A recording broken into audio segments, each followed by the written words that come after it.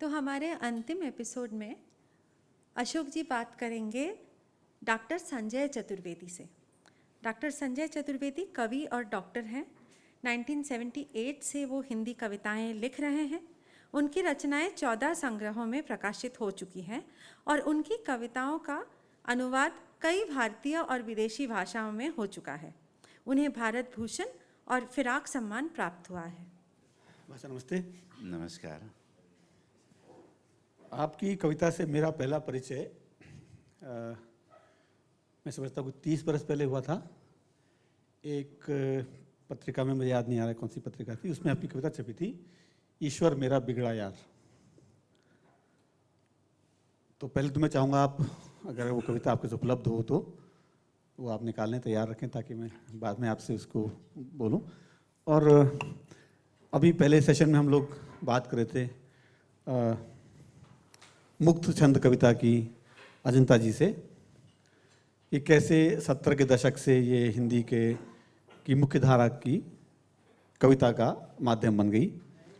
और जाहिर है 80 के दशक में आपने भी इसी तरह की कविताएं लिखी और आपके शुरू के दोनों संग्रह संभवतः इसी ज़बान में लिखे गए थे।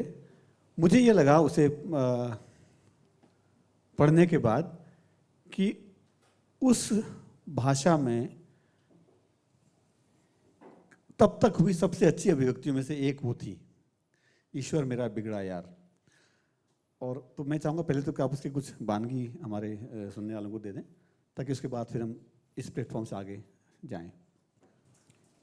ये कविता पहल में प्रकाशित हुई थी और 1992 में लिखी थी और उसी साल पहल में आई थी ये। ईश्वर मेरा बिगड़ा यार। किसी मरदूत पे टमाटर फेंक के मारने से बेहतर है उसे टमाटर पे फेंक के मारना। मेरी मृत्यु ने पंचांगों को भौचक्का कर दिया था, जिस तरह मेरे जन्म ने, ताकि रहे आदमी की पहल और सभी जीवधारियों की और उन सब की जिनमें अभी जीवन खोजा जाना है, और रहे खूबसूरती इस मवाली की, भन्नाया घूमता है भौरे की तरह और जाने कहाँ है इसकी मंजिल। कभी अशिव में शिव, कभी शिव में भटकता है अशिव बन के। ज़मीन से फूटता है फसल की सूरत, टूटता है विपत्ति बन के किसी दिन। दिलों में मोहब्बत, समाज में शोषण, फितरत में हरामपन, कमज़ोरों में ताकत और सिरफिरों में जीवट बन के उतरता है। रूह में उतरता है शैतान की तरह, हड्डियों में खून, आँख में रोशनी, दिमाग में अंधेरा, चीड़ में तारपीन का तेल और देवदारों के हरे में क़यामत का नूर बन के। समुद्रों में सोम, सूर्य में रस, भ्रूण में फ़ोन नंबर, पते में पिन कोड, ठोस चीज़ में खला बन के, खला में बिजली, बिजली में चुंबक, चुंबक में लकीर, लकीर से आती है चीख। अनंत सूक्ष्म और अनंत विस्तार की एक रूप धरती पर आया कोयले की चाशनी में प्राण बन के।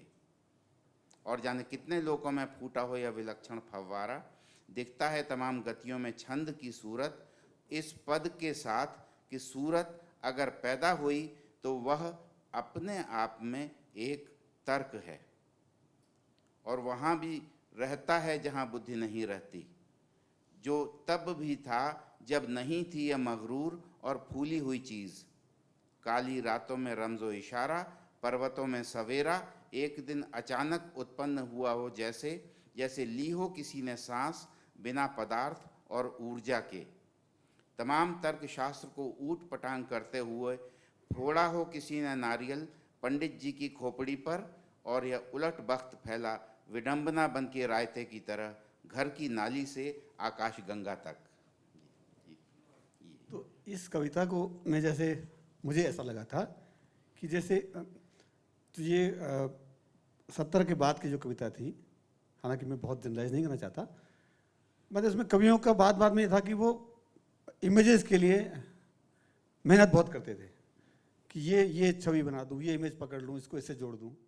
इस कविता में इतनी इमेजेस हैं, इतनी सारी इमेजेस हैं, और आपने उसी फॉर्म को रखा बनाए। और फिर आपका संग्रह आया प्रकाश वर्ष, वो सन 93 में शायद आया, और चूंकि मैं सब बहुत छोटा था और धीरे धीरे फिर आप दिखाई देना बंद हो गए, आप नज़र आना बंद हो गए, जबकि आपको उसके पहले भारत भूषण सम्मान मिला और सब कुछ मिला। हमें ऐसा लगा कि शायद ये अब डॉक्टर हैं तो शायद अब कविता नहीं लिखते। कुछ लोगों ने कहा भी वो डॉक्टरी करते हैं, कविता वगैरह नहीं लिखते हैं, ये मुझे बताया गया। फिर जब आपसे दोबारा मुलाकात हुई 2011 के आसपास, वर्चुअल मुलाकात हुई, तो मैंने पाया कि आपने न सिर्फ लिखना बंद नहीं किया बल्कि इतना लिखा जितना शायद हिंदी में बहुत कम लोगों ने लिखा होगा, और इतना स्तरीय लिखा है। और उसमें जो एक सबसे जो अंडर करंट चलती है वो ह्यूमर की है, बहुत ऊंचे दर्जे का ह्यूमर है। और ह्यूमर को लेकर के मुझे जो सबसे बड़ी बात आज तक सुनी मैंने है वो फिर से उसी कवि की जिसकी हम सुबह बात कर रहे थे, निकंदर पार्रा की, जो चिली का कवि था, जो 103 साल की उम्र में मरा 2-3 साल पहले। वो कहता था कि जब आपका सेंस ऑफ ह्यूमर ख़त्म हो जाता है या आप खो जाता है तो आप पिस्तौल ढूंढने लगते हैं। तो मुझे ये लगा कि हिंदी की कविता सन 70 के दशक से पिस्तौल लेकर घूम रही है, और उसके निशाने पर सारी चीज़ें थी, सब कुछ था, क्योंकि उसने ह्यूमर को बहुत, एक तो छोटी चीज़ माना, शायद बड़ी दोयम दर्जे की चीज़, ह्यूमर नहीं होता, कविताएं तो बड़ी उदात्त बातें कहनी होती हैं। लेकिन आपने उस सब को, जिसमें जैसे आप उलटबांसी जैसे कहते हैं कि पंडित की खोपड़ी पे आपने नारियल को फोड़ा है और वो नाली से लेकर के ब्रह्मांड तक फैल गया। तो इस ह्यूमर की कमी ने हमारे साहित्य का, हिंदी इन पर्टिकुलर और भारत इन जनरल का क्या नुकसान किया है? ह्यूमर की जो कमी है, ऊंचे दर्जे का ह्यूमर। ये कहा जा सकता है कि जब जैसे पहले सत्र में भी आपने इस बात को कहा था कि जब प्रतिभा में बहुत कमी आ जाती है या कहने को कुछ नहीं बचता, तो हम मनहूसियत का एक आतंक खड़ा करते हैं। और हिंदी कविता में लगभग 40 सालों से मनहूसियत का एक आतंक खड़ा किया गया, और एक स्मृतिहीनता, भाषाहीनता, महाद्वीप बराबर एक भूभाग को अपनी यादों से तोड़ देना, अपने विरसे से तोड़ देना, यह बहुत योजनाबद्ध तरीके से हुआ। और इसकी अगुवाई करने वाले वही सब लोग थे जिन पर संस्कृति और स्मृति की रक्षा का, भाषा की रक्षा का दायित्व था। तो जब रखवाला ही जड़ों में मठा डालने के, जब तक न डाल ले तब तक अन्न जल ग्रहण न करे, इस तरह के व्रती जब आ गए हिंदी कविता की रखवाली करने, और हिंदी कविता के नाम पर जो इदारे थे उन पर 40 साल ऐसे ही लोगों का राज रहा, तो वही होना था जो हुआ। वही होना था जो हुआ। ये इस पंक्ति से अंत भारतीय राजनीति के पस मंज़र का भी, पिछले 50 साल की भारतीय राजनीति पर अगर आप गद्य लिखें या पद्य लिखें तो अंतिम पंक्ति आमतौर पर यहीं अटक जाती है कि फिर जो होना था वो हुआ। हिंदी कविता में भी जो होना था वो हुआ, क्योंकि हमने जो जो हमारी ऊर्जा के और हमारे विरसे के स्रोत थे उन पर या तो ढक्कन लगाया या उनकी जड़ों में मठा डाला, और उन लोगों ने डाला जिन पर उनकी परवरिश की जिम्मेदारी थी इन सारी चीज़ों की। तो जब इदारों पर कब्जा ऐसे लोगों का हो गया, उन्होंने मनहूसियत फैलाई, और इस तरह के लोगों में असुरक्षा बहुत होती है। तो वे जहाँ भी प्रतिभा की तलाश करते हैं, प्रतिभा की तलाश, की शिनाख्त जितनी प्रतिभाशालियों को होती है, शायद उतनी ही या उससे भी ज़्यादा उन लोगों को होती है जिनको प्रतिभा से ख़तरा होता है।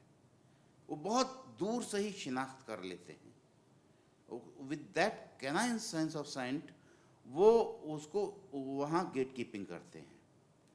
और उन्होंने जैसे जिमखाने बना लीजिए आप कविता के, और वहाँ कविता नहीं हो, कविता घुस ही नहीं पाएगी। तो ऐसे जिमखाने बनाए गए साहित्य के या अदब के जहाँ अदीबों के लिए कोई जगह ना हो। अब वो बेअदब लोगों की एक पनाहगाह बन गई और वहाँ पर मनहूसियत फैलाई गई और उन लोगों को बाहर किया गया वे सारी बातें जो भारतीय कविता की नुमाइंदगी कर सकती थी। बहुत सी बातें बोलने को, अभी हम फिलहाल मैंने आपसे पूछा ह्यूमर की जो कमी है उस पर बात करना चाहता हूं। मनहूसियत उसका जवाब था, क्योंकि जब हम मनहूसियत फैलाते हैं, क्योंकि हम ह्यूमर हमारे लिए एक थ्रेट है। ह्यूमर को हम बहुत अर्ली लाइन ऑफ कंट्रोल पर आइडेंटिफाई कर लेते हैं कि यह एक डिलीवरी सिस्टम आ रहा है और इसके वॉरहेड्स कुछ भी हो सकते हैं। वे रेडियो एक्टिव भी हो सकते हैं, वेपन ग्रेड न्यूक्लियर मटेरियल भी वहाँ हो सकता है। ह्यूमर वो डिलीवरी मिसाइल सिस्टम है। तो जो सबसे ज़्यादा मनहूस आदमी होगा, जो सबसे मीडियोकर होगा, वो सबसे ज़्यादा मनहूस होगा। और वो अर्ली वार्निंग सिस्टम रेडार पर आते ही फ्रेंड और फो, जैसे ही ह्यूमर आएगा वो कहेगा फो, because humour is a delivery system that can deliver a decisive blow to this industry of मनहूसियत। फिर जैसे आपने कहा इसको कि मनहूसियत को आपने कहा कि वो ह्यूमर का एक एंटी जैसे कुछ चीज़ है, तो जैसे फिर जो इसके अलावा जब भाषा इस पूरे समय में आई, इसको आपने कई बार पॉइंट आउट भी किया कि अनुवाद की भाषा लगती है, कि वो लगती नहीं कि हिंदी की अपनी भाषा है, इसीलिए शायद कविताओं को पढ़ने वाले लोग बहुत कम बच गए। जैसे मैं सुबह कह रहा था कि वो इसराइल जैसे देश में यहूदा मिखाई को जब पढ़ते हैं कविता तो 15,000 लोग, उन्हें उसके लिए स्टेडियम बुक करना पड़ता है, हॉल में नहीं आता काम। तो क्या बात हुई होगी कि ये भाषा ऐसी मनहूस कर दी गई। अनुवाद की जो भाषा की बात कर रहे हैं आप, मैंने आपसे बात भी की थी पहले, अनुवाद कैसे शायद आया ये, जैसे वो जब 70 के दशक में या 60 के दशक में पेंगुइन ने वो पतली पतली बुकलेट निकाली मॉडर्न यूरोपियन पोएट्स करके, अंग्रेजी में पहली बार ये यूरोप के बड़े बड़े poets Fernando Pessoa, Miroslav Holub, Czeslaw Milosz, Vasko Popa, ये सब लोग पतली पतली वो 60 सेंट की किताबें होती थी, वो उसमें बिकती थी और वो भारत में पहुंची कुछ ऐसे लोगों के माध्यम से जो शायद कह रहा हूँ, जो साहित्य की सत्ता थी वहाँ पर काबिज थे और उनको विदेश जाने के मौके मिलते थे। तब विदेश जाना बहुत बड़ी बात होती थी शायद, और कोई फिर जा कर के, क्योंकि वो किताबें सस्ती होती थी, वो ले सकते थे। 20 पाउंड की टी.एस. इलियट की किताब लाना उनके बस का नहीं था, तो ये आई और वो ये अनुवाद थे। आज भी पढ़ेंगे तो आपको लगेगा हाँ ये यूरोप की कविता को पहचानने के सबसे ज़रूरी चीज़ें हैं, तो वो पेंगुइन की सीरीज़ हैं। चूँकि वो सारे, इसमें शिम्बोर्स का भी शामिल थी, लोर का भी थे, इन सब की अच्छा बहुत काबिल अनुवादकों ने उनके अनुवाद किए थे, 20-20 साल लगा के अनुवाद किए थे। तो उन सब का एक अलग अलग स्वर था।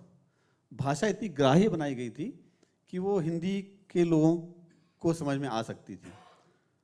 तो मुझे ऐसा लगता है अब कि जो लोग गए वो चूँकि सत्ता के प्रतिष्ठानों के मुखिया थे, उन्होंने कहा यार ऐसा है, तुम ये किताब पतली सी है, तुम हिंदी के पोपा बन जाओ, तुम ऐसी कविता लिखो कि एक से कहा तुम हिंदी के फर्नांडो पेसोवा बन जाओ। और उन्होंने वाकई ऐसी ही कविताएं लिखी हैं और उनको अब आप ढूंढ सकते हो कि ये फलां कवि के, क्योंकि उस ज़माने में सूचना नहीं होती थी, इंटरनेट नहीं था। तो इसके बारे में आप क्या कहना चाहोगे, जो अनुवाद की भाषा जो लाई गई, आयातित भाषा, और उनका अपना, चूँकि फिर इसके बाद हम छंद पर आएंगे, क्योंकि छंद को शायद साधना मुश्किल काम होता है। थोड़ा मुश्किल है सवाल, ही जटिल हो गया, लेकिन आप शायद देखेंगे। मुझे लगता है कि ये बहुत सयाने लोग थे। ऐसा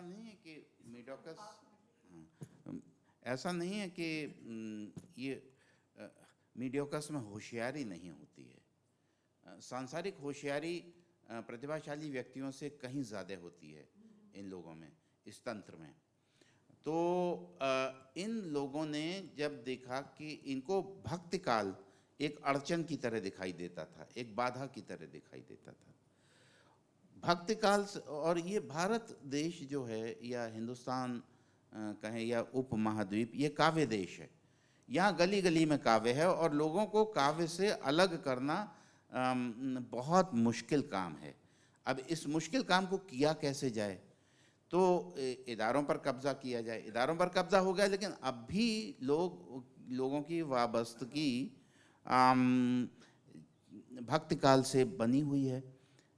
मेरा ऐसा मानना है, जो कुछ लोगों को ये दिक्कत आ सकती है इसे मानने में, कि रेख्ते को ख़त्म करने का काम उर्दू शायरी ने किया है। रेख्ता ख़त्म हो गया और रेख्ते, उर्दू शायरी ने अपना जो एक उर्दू जिमखाना बनाया, उसने रेख्ते को ख़त्म कर दिया, उसका स्ट्रीट कैरेक्टर ख़त्म कर। वैसे ही भक्ति काल से लोगों की जो गर्भनाल थी, उसको काटने का काम समकालीन हिंदी कविता ने किया और समकालीन हिंदी कविता के कथित कवियों ने किया। न उनके पास कोई समझ थी उन चीज़ों की, तो उन्होंने एक तो जो इससे पहले हम बात कर रहे थे कि क्यों उन्होंने ह्यूमर से दूरी बनाई, क्योंकि ह्यूमर उनके लिए थ्रेट था। और भक्ति काल का पूरा ही साहित्य बहुत ज़्यादा ट्रिविया से भरा हुआ है। अष्टछाप की सारी, हम लोग अभी इससे बात कर रहे थे सुबह के सत्र में, जो बात हुई कि मीडियोक्रिटी और ट्रिविया में कैसे फ़र्क करने का शऊर पैदा किया जाए। तो ये हम लोग बार बार ये सोच रहे थे कि अब सूरदास के काव्य को आप देखें, वो भ्रमर गीत छोड़ दें, जब वो उद्धव गोपी संवाद होता है, सूरदास का अधिकांश काव्य ट्रिविया से भरा पड़ा है। जो बाल लीला है वो सारी ट्रिविया से भरी पड़ी है। तो इस ट्रिविया को भी उन्होंने थ्रेट की तरह देखा, क्योंकि वहाँ ह्यूमर पैदा होता है। वो कहीं ना कहीं essentially inherently it deals with humour. तो वो उन्होंने उससे दूरी बनाई। फिर उन्हें लगा कि अब इस दूसरी थ्रेट थी कविता के मोर्चे पर फतेह के बाद। दूसरी ज़रूरी बात थी कि भाषा के मोर्चे पर भी फतूहात का एक सिलसिला तैयार किया जाए। तो दूसरा मोर्चा था भाषा का। भाषा पर जीत के लिए ये ज़रूरी था कि इसको प्राणहीन किया जाए, और प्राणहीनता के लिए इसे स्ट्रीट लैंग्वेजेस से अलग किया जाए। वहाँ इनको विदेशी कविताओं के अनुवाद, जो बेसिकली वहाँ वो पार्रा नहीं थे, वो विदेशी कवि नहीं थे। ऐसा लगा कि ये कविता लिखी नहीं जा रही, ये लिखवाई जा रही है। और क्लोन्स तैयार हुए, लगातार क्लोन्स के बाद क्लोन्स के बाद क्लोन्स, और उनको दशकों की कविता का नाम दिया गया कि ये 7वें ये 8वें दशक की कविता, ये 9वें दशक की कविता, ये कविता, ये वो कविता। लेकिन वो सारी, वो आप देखें कि वो सब हम शक्ल पैदा होते चले गए, एक के बाद एक। ऐसा लगता था कि असेंबली लाइन है कविता लिखने वालों की, और असेंबली लाइन है कविताओं की, और उसमें शायद काव्य तो था ही नहीं। तो एक तो छंद से तोड़ा, भक्तिकाल से तोड़ा, और रेख्ते की रवायत से तोड़ा। और वह काम जो उर्दू में हो रहा था, वो हिंदी में यूं हुआ, उर्दू ने फिर भी बचाया। अब उर्दू ने कम से कम अपने रदीफ और काफिया को बचाया, और उस तरह से उसने काफ़ी रक्षा की, अपनी स्मृति की। हमने बहुत स्वेच्छा से उत्सव मनाते हुए अपनी स्मृति को फेंक दिया कूड़े में, और अपनी छंद परंपरा और अपनी भक्ति काव्य की जो मनीषा थी और जो इतनी बड़ी पूंजी थी, उसको भी सहर्ष फेंक कर उसका उत्सव मनाया। और बार बार हमने उसे कहा, ये 8वें दशक की कविता, ये 9वें दशक की कविता, और उसमें था कुछ भी नहीं। आज वह भाषा, मेरा ये मानना है कि भाषा की आत्मा अजर अमर नहीं होती। चालू विमर्शों की भाषा की आत्मा कब की मर चुकी होती है, औपचारिक भाषाओं की आत्मा कब की मर चुकी होती है। और ऐसा हमारे यहाँ हुए 40 साल हो चुके हैं। 4 दशक बाद अब हम उसकी रिकवरी करने की कोशिश कर रहे हैं। जी, जैसे आपने पिछले इसमें तो 10-15 सालों में जो दिखता है, विजिबल आपका पोइट्री है, उसमें बहुत सारे छंद को लेकर के बहुत सारे प्रयोग भी आपने किए हैं। ऐसे शब्दों का इस्तेमाल किया जो करने में लोग खौफ खाते, और छंद के भी वो उन छंदों का इस्तेमाल किया जो अलग अलग क्षेत्र, जब ब्रज के छंद आपके पास है, अवधि के हैं, गज़ल पे बहुत काम है आपका।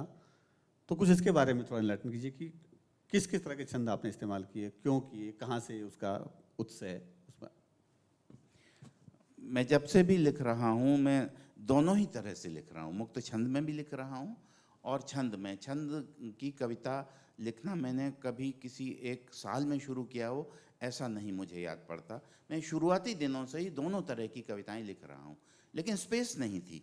स्पेस एक ख़ास तरह की कविता की थी, लेकिन वो कविता भी उनके लिए कष्टकर थी।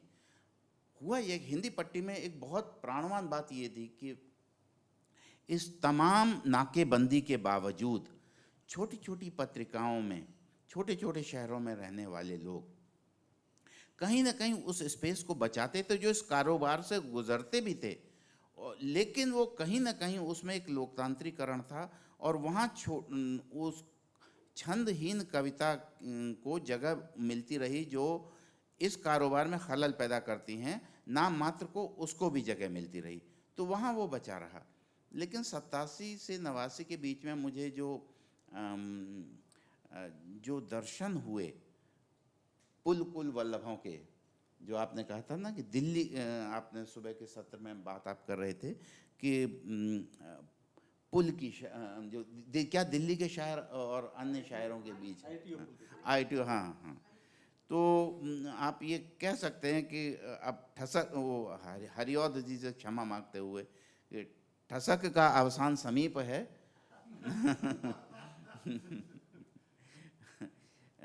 खुल रही है पुल वल्लभ की प्रभा। तो वो उस समय वो मार्तंड, साहित्य मार्तंड माने जाते थे। तो पुलकुल वल्लभ जो दिल्ली के कवि थे और वे ही निर्देशित करते थे, नियंता थे। अजंता जी ने उस ओर काफ़ी विस्तार से इशारा किया। तो वो लोग, उनके यहाँ छंद को लेकर अथाह विद्वेष था, और छंद को ही लेकर नहीं, स्मृति को लेकर था, भाषा को लेकर था। वे भाषा को निर्जीव बनाना चाहते थे। जहाँ कहीं से भी उसमें अगर रिससिटेशन भी आता हो, थोड़े से प्राण आते हों, आहट भी आती हो प्राणों की, तो वे वहीं उसके ऊपर तकिया रखकर बैठ जाते थे और 10-12 लोग बैठ जाते थे कि देखें अब फिर इसमें कोई हरकत ना हो। तो जो वीरेंद्र डंगवाल जी कहते थे ना कि जो समकालीन कविता का पस मंज़र कुछ ऐसा है कि हम मुर्दा गधे पर लाठी चार्ज कर रहे हैं। तो वह, अब इसमें मुर्दा शब्द भी कीवर्ड है, गधा शब्द भी कीवर्ड है। हालांकि गधे के प्रति मुझे बहुत सम्मान के साथ, लेकिन जिस गधे को लेकर गधा शब्द हम जब कहते हैं तो हमारा निहितार्थ जो होता है, पशु नहीं, जो निहितार्थ होता है वह, और लाठीचार्ज। और किस चीज़ है लाठीचार्ज? कोई पूंजी नहीं है, कोई रियल एस्टेट नहीं है, लड़े जा रहे हैं एक दूसरे पर, लाठियाँ मार रहे हैं। तो मैंने 2 वर्ष में मैंने एक चीज़ तय कर ली कि शायरी से तो अपना संबंध रखना है, शायरों से नहीं रखना। कविता से रखूँगा, लिखता रहूँगा, मैं कवियों से कोई संबंध नहीं रखूँगा। और मैं वह, अक्सर लोग जब पूछते हैं तो मैं यही कहता हूँ, भाई मैं आपको कोई ऐसी बात नहीं बता रहा जिस पर चलने की मैंने खुद कोशिश नहीं की। मैं लगभग 30 साल से उन्हीं रास्तों पर चल रहा हूँ। मैं साहित्यकारों की संगत में मैं पिछले 30 साल से नहीं हूँ। मेरा उठना बैठना साहित्यकारों में नहीं है, लेकिन कविता की संगत में मैं हूँ, और वह मुझे डिफ़ॉल्ट मिली है। वो मेरे मानने न मानने से होता क्या है, वो मेरे साथ है। बाबा तुलसीदास है मेरे साथ, वल्लभाचार्य है मेरे साथ, रेख्ते की परंपरा है मेरे साथ, स्ट्रीट पोइट्री है मेरे साथ, जानिसार अख्तर है मेरे साथ, जॉन औलिया है मेरे साथ, जोश मलिहाबादी हैं मेरे साथ, इकबाल है मेरे साथ। बहुत से लोग कहते हैं he is author of Pakistan, कोई बात नहीं, लेकिन उनकी शायराना अजमत उससे कम नहीं हो जाती। तो शिकवा जवाब शिकवा में वो बहुत हिंसक सांप्रदायिक बातें भी कहते हैं, लेकिन उससे भी उनकी शायराना अजमत कम नहीं हो जाती। ये पूरा विरसा, और मैं चाहूँ या ना चाहूँ, मेरी असहमति हो सकती है, लेकिन वो विरसा तो मैं उस विरसे का मालिक हूँ। मेरी असहमति तुलसीदास से भी होती, कबीरदास से मेरी असहमति बहुत सी जगहों पर है, लेकिन उससे कबीरदास से मैं अपने गर्भनाल थोड़ी काट दूंगा। जैसे बच्चे की असहमति अपने माता पिता से होती है, अपने दादी बाबा से होती है, तो उससे वो अपने वाबस्तगी थोड़ी तोड़ देगा। वो विरसा आपके ऊपर है। इसी वजह से एक और मुझे एक फिल्म मेकर हैं यूसुफ सईद, शायद अरुंधति जानती है यूसुफ सईद को, उन्होंने कुछ कार्यक्रम भी किया है। यूसुफ साहब की फिल्म है, डॉक्यूमेंट्री फिल्म है ख्याल दर्पण। ख्याल दर्पण में संगीत का जो पार्टीशन हुआ 47 के बाद, कि कैसे पंजाब का म्यूज़िक का पार्टीशन हो गया, कि बड़े तान वाले लोग पाकिस्तान चले गए, कि कुछ यहाँ आ गए और यहाँ से बनारस की तान वहाँ पहुँच गई, वो सब कहते हैं। उसमें दो भाई हैं, बदरुज्जमा कमरुज्जमा, इन लोगों की उसमें कुछ इंटरव्यूज़ हैं, तो आपने शायद देखी फिल्म में हो। तो बदरुज्जमा जैसे कहते हैं कि क्लासिकल म्यूज़िक की का अवसान कैसे हुआ आम जनता के बीच, कैसे कम लोग पे जाएगी। बोले कि वो जो गाते थे उनके बोले शब्द समझ में किसी के नहीं आते थे, आ करते थे, कुछ है बोल तो हैं लेकिन वो समझ में किसी के नहीं आ रहे हैं। आम आदमी है उसको समझ, इसलिए वो जो है रेडियो पे गाने सुनना शुरू कर देता था। तो क्या कुछ ऐसी स्थिति हमारे भी हिंदी की हुई, भाषा समझ में आने बंद हो गई लोगों की, कि वो फिर से नहीं लगा कि नहीं हिंदी में कविता। तो अभी भी किसी से पूछिए हिंदी के कवि कौन है तो वो मैथिली शरण गुप्त का नाम लेते हैं या दिनकर का नाम लेते हैं, या फिर हद से हद कोई होगा तो निराला बोलेगा, आगे कुछ नहीं आते से। वे लोग अच्छा, जब आप होशियार होते हैं, प्रतिभाहीन होते हैं, प्रतिभाहीनता के साथ ही एक होशियारी आती है और लॉजिस्टिकल सपोर्ट आती है, रिसोर्स रिचनेस आती है, प्रतिभा को पहचानने की कुव्वत आती है और प्रतिभा को बहुत जल्दी से मार देने की तौफीक आती है प्रतिभाहीनता के साथ ही। ये अल्लाह मियाँ आपको देता है, ये 50 ये सब सारी चीज़ें, अच्छी बुरी सभी चीज़ें अल्लाह मियाँ ने बनाई हैं। तो ये जो खेला चल रहा था इसमें वो बहुत जल्दी वो इस बात को पहचानते थे कि जहाँ कहीं भी एक और मैं पहले सवाल में आपने एक जो कहा ना कि डर लगता है ऐसे अल्फाज को इस्तेमाल करते हुए, आप बाज़ औक़ात ऐसे अल्फाज का इस्तेमाल करते हैं, तो डर मुझे भी लगता है ऐसे अल्फाज का इस्तेमाल करते हुए।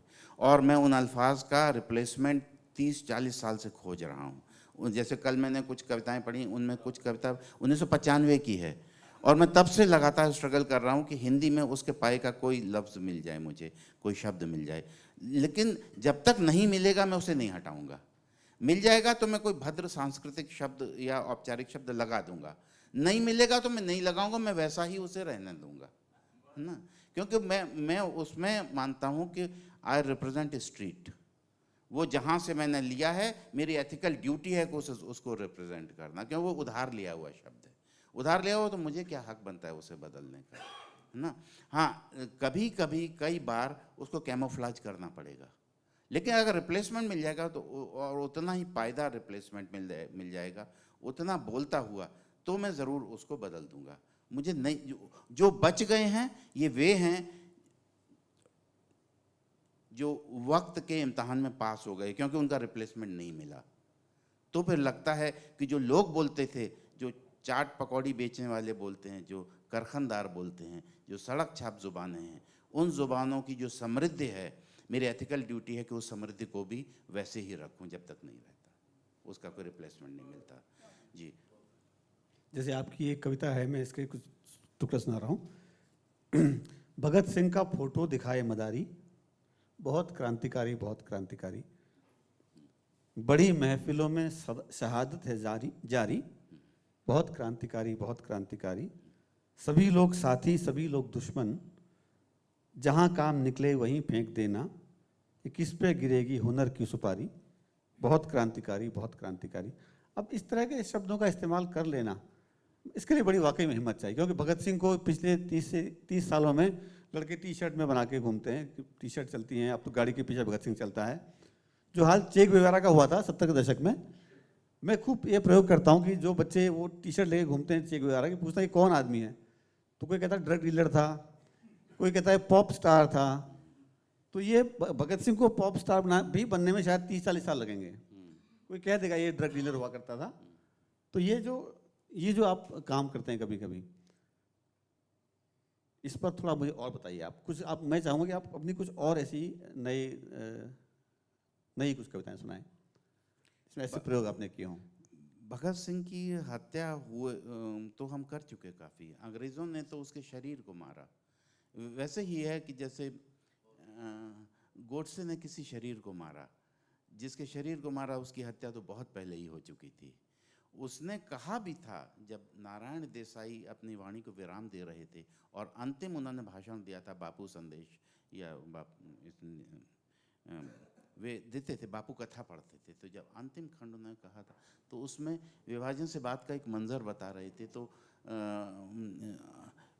जो यौम आज़ादी के जो जलसे हो रहे थे उसमें मोहनदास करमचंद ने भाग नहीं लिया, तो बिंदुआ खाली या आसपास के किसी गांव में थे, उनको बुलाने भेजा उस समय के सियासी लीडरान ने। आप जानते हैं मैं किनका नाम ले रहा हूँ, जो हिंदुस्तान में जो कुछ लोग पाकिस्तान में सत्ता लेकर बैठ गए, कुछ हिंदुस्तान में सत्ता लेकर बैठ गए।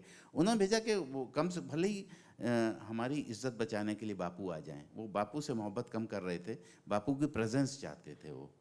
तो बापू ने कहा था कि देखो, उसका नाम लिया कि एक पत्ता टूटा पेड़ से, ज़मीन पर गिरा जर्द पत्ता, तो उन्होंने कहा मेरी हालत इस पत्ते जैसी है अब, है ना, और ये कांग्रेस है, ये जो पेड़ खड़ा जिससे पत्ता टूट कर गिरा हुआ था।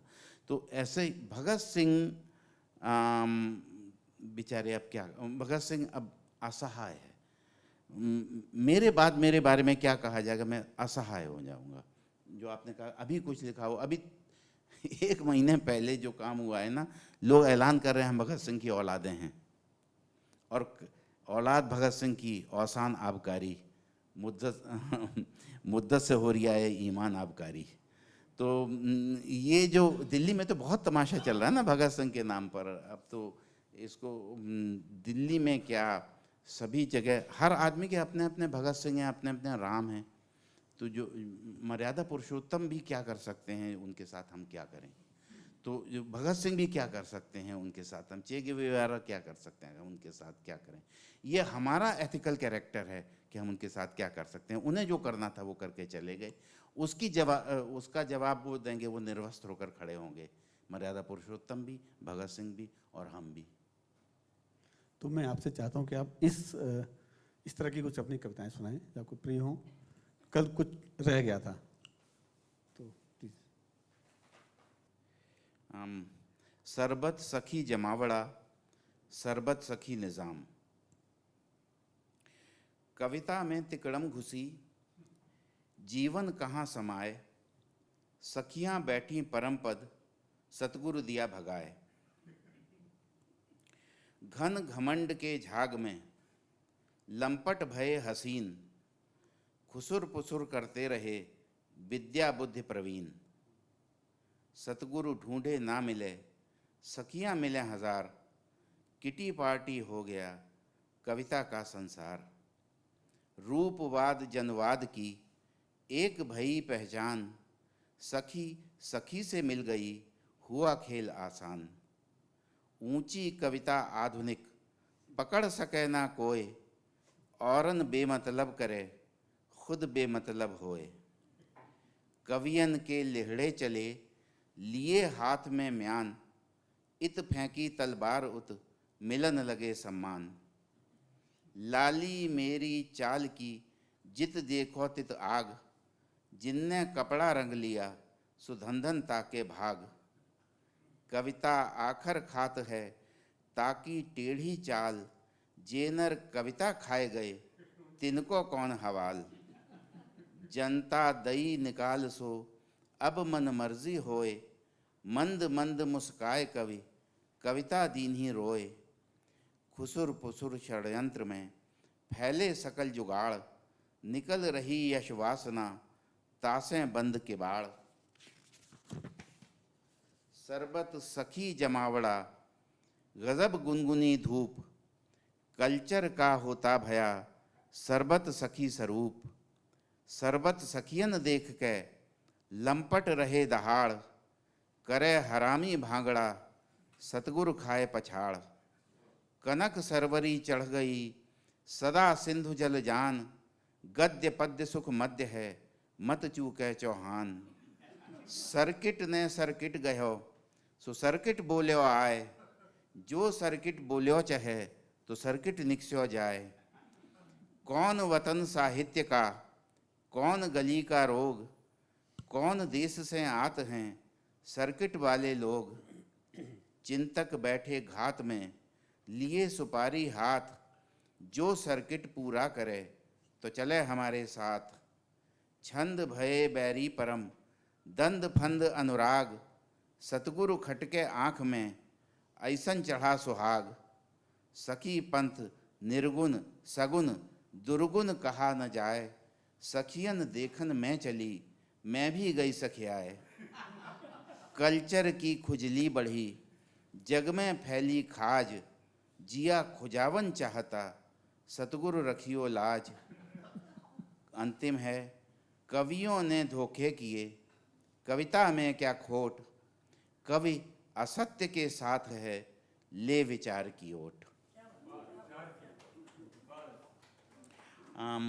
कुछ ट्रिविया मैं पढ़ना चाहूँगा जो, अब मैं ये क्लेम नहीं कर सकता कि I am not a mediocre, I may be a suitable boy amongst the mediocres, I don't claim anything. So मैं कुछ ट्रिविया लेकर, मेरी क्या औकात है। हिंदी पट्टी के लोग आलू खाते हैं, तो आलू के बारे में और हिंदी पट्टी का जो ट्रिविया है उसके बारे, और अक्सर ये लोग कहते हैं ना कि ट्रिविया और मीडियोक्रिटी को के बीच में सैयदुल फुरकान वो होगा, then you demand a genius, जो नज़ीर अकबराबादी है। नज़ीर अकबराबादी तिल के लड्डू को मिराज पर पहुंचाता है, वो नबूवत है उसके पास। माफ़ कीजिएगा, मैं ये नहीं मानता कि खातमुल नबूवत, चलिए ये खैर सक्रिलेज होगा, खातमुल नबूवत हो गई होगी, खातमुल बशारत तो नहीं हुई है, तो बशीर है। और वो तिल के लड्डू पर, रीछ के बच्चे पर, जिन लफ्ज़ों को कहते में डर लगता है, लल्लू का बाप जगधर, उससे पहले जो वो कहता है वो मिसरा तो मैं यहाँ पढ़ नहीं सकता, आप भी शायद नहीं पढ़ सकते, आपने छापा ज़रूर है उसे, मैं आपकी हिम्मत की दाद दूंगा। तो ये जो है हिंदी पट्टी का हिंदी पट्टी की विरासत है। थोड़ा बहुत मैं कोशिश करता हूँ, और मैं होता कौन हूँ वो मेरे साथ चल रही है। मैं चाहूँ ना चाहूँ, अच्छी हो बुरी हो जैसी भी हो, मैं ट्रिविया आपके साथ शेयर करता हूँ। और वो ज़रूरी नहीं उत्तर प्रदेश में ख़त्म हो जाती हो हिंदी पट्टी, वो जाने कहाँ जाए, दरिया के पार आसमानों तक जाएगी, वो कन्याकुमारी के पार जाती है। कुछ मैं कविताएं पढ़ रहा हूँ ट्रिविया की, और मैं इसको टनाटन धर्म कहता हूँ। सुबह 2 AM पर 1 AM पर इंदौर में आपको टन टन टन टन आवाज़ लगाते मिलेंगे, पैटिस पैटिस पैटिस पैटिस। क्या शहर और क्या लोग हैं। 4 AM पर वो आलू की टिक्की खाने भाग रहे हैं, और मतलब उनका, मैं पूछा भाई ब्रेकफास्ट टाइम हो गया क्या? नहीं साहब, अभी तो ये डिनर टाइम है इनका, 2 AM 4 AM पर। और ये काफ़ी मतलब हम खाने पीने का हमारे यहाँ जो कारोबार है 24/7 है। कौन आलू में ज़रा हींग लगा देता है, ये वो फितना है मसालों को हवा देता है। शिर्क इंदौर की भन्नाट कचौड़ी हैगी, क्या समोसा है कबाबों को हिला देता है। मार के ले गया मैदान गराड़ू वाला। जो लोग शायद हिंदी पट्टी में दे रहे हैं उन्हें गराड़ू के बारे में अनुमान नहीं होगा। वो एक सबटेरेनियन रूट ट्यूबर है, और उसको फ्राई करके यह समझिए कि वो बस वो जन्नत में मिले इस तरह की चीज़ें आपको वो सराफा बाज़ार में रात को 2 बजे करीब 1 बजे 1 AM पर वहाँ मिला करती हैं जी। शिर के इंदौर की भन्नाट कचौड़ी हैगी, क्या समोसा है कबाबों के हिला देता है। मार के ले गया मैदान गराड़ू वाला, रात की रात को नमकीन बना देता है। सीटियाँ चीर गईं रूह तलक पाकीज़ा, सीटियाँ चीर गईं रूह तलक पाकीज़ा, आखिरी रेल शिकंजी पे चला देता है। उनकी शिकंजी अलग होती है, हम लोग तो नींबू की शिकंजी पीते हैं। वो 1 glass of shikanji is a meal. आप दिन भर पर खा नहीं सकते, अगर एक बार एक शिकंजी आप 1 गिलास पी लेंगे। सीटियाँ चीर गईं रूह तलक पाकीज़ा, आखिरी रेल शिकंजी पे चला देता है। हमने खाई है बारातों में वो कद्दू पूड़ी, आज तक दिल में वो आसान मज़ा देता है। न कोई मल्लब न कोई माने, मठा के आलू मठा के आलू, जिसे लगी है सो वो ही जाने, मठा के आलू मठा के आलू। पुलाव लद्दड़ कबाब रद्दी, कहाँ से लाता शरर वो जादू। गुज़िश्ता लखनऊ में अब्दुल हलीम शरर साहब ने पुलाव और बिरयानी और का तुलनात्मक अध्ययन किया है और काफ़ी ऐसी तैसी की है इन दोनों की। तो वो लखनऊ वाले थे, वो उनके सामने वो हैदराबाद और लखनऊ की लॉकडाउन, और बीच में भोपाल और बीच में एक घंटा फंसा देता है। तो पुलाव लद्दड़ कबाब रद्दी, कहाँ से लाता शरर वो जादू, गमक उठे जायके पुराने, मठा के आलू मठा के आलू। महारसायन है घाघ वाला, जो भड्डरी को नहीं मिला था, सबू किताबें लगे मिलाने, मठा के आलू मठा के आलू। वो रोटियों में दबे पराठे, सुबह कहाँ से निकल पड़े हैं। वो रोटियों में दबे पराठे, सुबह कहाँ से निकल पड़े हैं, सदा लगी हर अदा से आने, मठा के आलू मठा के आलू। ज़हीन घी के सिके पर पराठे, जो रोज़े वसलत हुए दरख्शां। ज़हीन घी के सिके पराठे, जो रोज़े वसलत हुए दरख्शां, मुराद गुज़रे हुए ज़माने, मठा के आलू मठा के आलू। जे अन्न कूटी सुबह का रोला, दिवाली का जो दूसरा दिन होता है वो हिंदी पट्टी में बड़ा खुश। जे अन्न कूटी सुबह का रोला, सो क्षीर सागर का दिल भी डोला, गणेश लक्ष्मी लगे मंगाने, मठा के आलू मठा के आलू। ठीक, अभी निर्गुण घबराए अष्टछाप के झमेले में, आलू में हींग होए, बातन में डींग होए, गारी में रिसियानी गैया को सींग होए। निर्गुण घबराए अष्टछाप के झमेले में, आलू में हींग होए, बातन में डींग होए, गारी में रिसियानी गुस्सा मरकनी और गुस्से में, गारी में रिसियानी गैया को सींग होए, चाशनी जलेबी की बेदन बखानी होए, लड्डू कचौरी बीच कछू पकर पानी होए, धमके कढ़ाई जो करीलन के बागन में, गमके मसालो गरम कचर कूट सागन में, गोपी ग्वाल ऊधो की चकाचक में खंडन में, धका पेल भाषा बीच अंड बंड झंडन में, बिरजू चबूतरा पे कांटा नकील होए, छोरा लपेटें तो थोड़ी थोड़ी ढील होए, रस में रसायन की, अब ये मथुरा बनारस के लोग ही समझते हैं, रस में रसायन की खुलेआम लूट होए, थारी के अखाड़े बीच ऐसो अन्नकूट होए, निर्गुण घबराए अष्टछाप के झमेले में, रारसी मची है नंदलाल के तबेले में, वृत्ति भिक्षाटन महारानी अन्नपूर्णा, घर घर पधारो जू भवानी अन्नपूर्णा।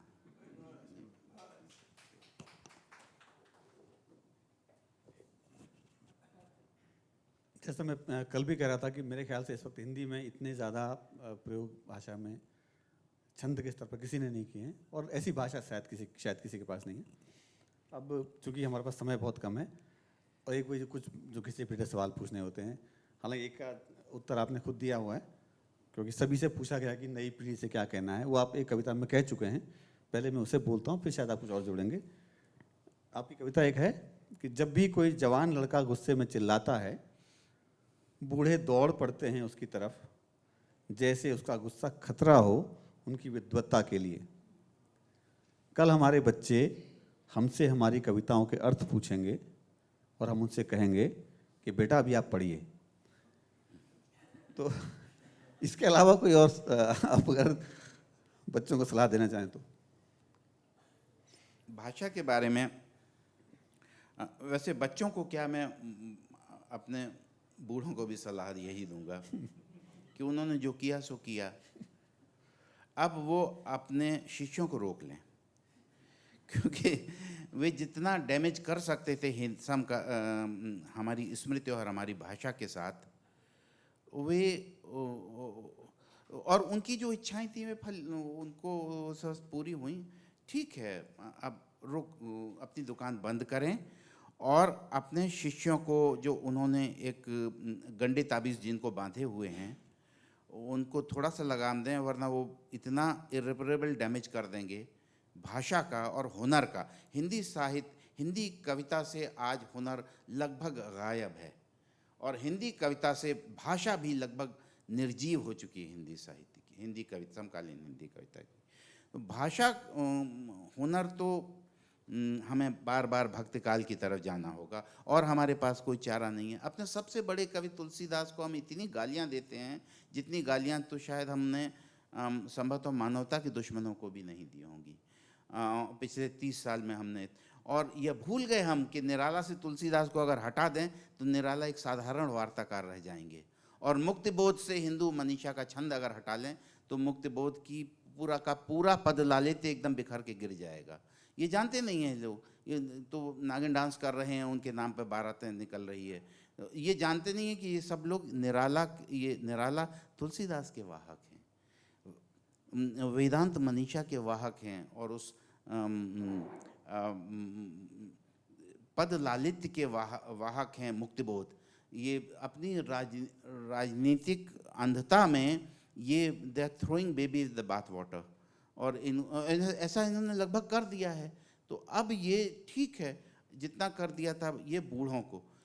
युवा लोगों को मैं यही कहूँगा कि लिसन टू स्ट्रीट लैंग्वेजेस। सड़क का जो आदमी बोल रहा है उसकी ज़ुबान अगर आप उसे औपचारिक भाषा में जितना सामान्यता से स्पॉन्टेनियस ढाल सकें ढाल लें, अगर वो नहीं ढाली जा सकती तो उसे वैसा ही आने दें।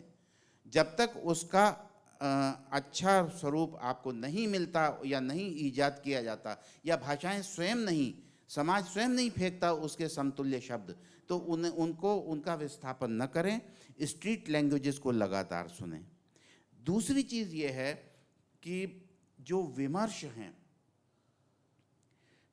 जो वे अब बहुत चालू हो चुके हैं, और चालू विमर्शों की भाषा प्राणहीन हो चुकी होती है, उनकी आत्मा कब की मर चुकी होती है। 3 प्रमुख विमर्श हैं, एक स्त्री विमर्श है, एक दलित विमर्श है, और एक इसके अलावा और भी एक और जैसे अन्य जो राजनीतिक विमर्श हैं विचारधारा के, मैं नाम नहीं लूँगा उसका क्योंकि फिर वहाँ से बहुत खलल पैदा हो जाएगा। तो इन विमर्शों में अब कोई जितना काम होना था वह या तो पश्चिमी समाजों में हुआ, हमारे यहाँ कोई मौलिक कार्य उसमें नहीं हुआ, और उसकी पिसे हुए को चक्की में डालना और बार बार पीसते रहना और उसकी जुगाली करते रहना, ये रूमिनेंट्स का काम है, रूमिनेंट्स पर छोड़ दें। होमोसैपियंस को बाइपीडल लोकोमोशन मिला और हमारा दूसरे तरह का गैस्ट्रोइंटेस्टिनल ट्रैक्ट है। कितनी जुगाली हम कर सकते हैं, पूरी जनरेशन्स को आपने जुगाली करवा दी। इन विमर्शों की भाषा में कुछ भी अब बचा नहीं है। इसको युवा लोगों को इन विमर्शों से दूर रहना चाहिए। इन भाषाओं में कुछ राजनीतिक गिरोहबाजियां जो हो रही हैं उससे बहुत सावधान रहें। उनके पास अब विचार बिल्कुल भी नहीं बचे, उनके पास अब सुपारियां बची हैं, और सुपारियां लेकर आप चलेंगे तो आप गिरोह में शामिल हो जाएंगे। अगर आपको मौलिक बातें कहनी है और आप प्रतिभाशाली हैं, सुपारियों से दूर रहें, उनसे डरें नहीं, अपनी राह चलें। और यदि आपको यह लगे कि आपको अकेले रहना पड़ेगा तो गिरोहों के सामने कैपिचुलेट करने से लाख दर्जे बेहतर है आजीवन अकेले रहना, बलपूर्वक अकेले रहना। मेरे ख्याल से मैं यहाँ पर बात खत्म करनी चाहिए। धन्यवाद। Thank you. I would like to thank everybody who's been part of this for the last 2 days. The audience particularly, we were very worried whether for such intimate, long and deep conversations of poetry in Hindi and Urdu, we will have an audience in Bangalore. We were delighted to see that we did. As some of you may have seen, we have recorded yesterday's conversations and the 4 conversations today, which will be edited and made public in the next few weeks. So those who missed this opportunity to meet our poets and their poetry, we would request you to share that as much as possible with folks around. Deep gratitude to this Singhal Iyer Family Foundation. This was, as we had said, Sandeep's brainchild. He loves poetry and he suggested that we do something in Bangalore with Hindi and Urdu poetry. He has promised that we can do this for 3 years. This is the first year of that. We hope next year and the year after we will be able to bring not just poets from the Hindi and Urdu language, but probably open it out a little more, have Kannada poets, Bangla poets, Marathi poets also in this festival, and we are able to make it larger probably and have listen to more poets and more poetry.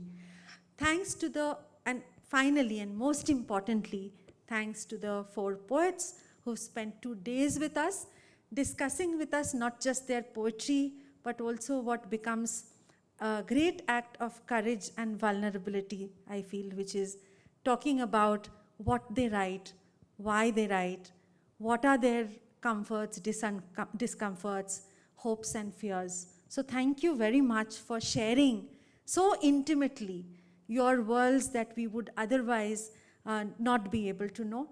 This will help us not just understand what you write, but what each artist, each poet, each musician probably wants to bring out through their work. So thank you very much. On behalf of India Foundation for the Arts, a big, big thank you goes out to you for spending these 2 days. And finally, Ajay and Ashok have been with us on this journey from the very beginning, from day one.